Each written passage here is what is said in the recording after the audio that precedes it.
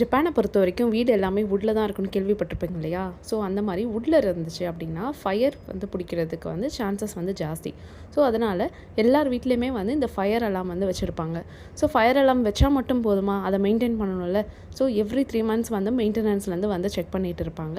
அந்த மாதிரி every 10 years வந்து இந்த அலாரம் வந்து நம்ம சேஞ்ச் பண்ணிடணும். ஏன் இதை மெயின்டைன் பண்ணுறாங்கன்னு பார்த்துக்கிட்டிங்கன்னா, சப்போஸ் ஃபயர் இல்லாமலே இந்த அலாம் வந்து அடிக்க ஆரம்பிச்சிடும். ஸோ அதெல்லாம் அவாய்ட் பண்ணணுன்றதுக்காக நம்ம வந்து மெயின்டைன் பண்ணணும். ஸோ இந்த மாதிரி ஜப்பானில் நடக்கிற விஷயம் தெரிஞ்சுக்கணுன்னா மறக்காமல் ஹிரோஷிமா டேல்ஸ்க்கு சப்ஸ்கிரைப் பண்ணுங்கள், லைக் பண்ணுங்கள், ஷேர் பண்ணுங்கள். தேங்க்யூ.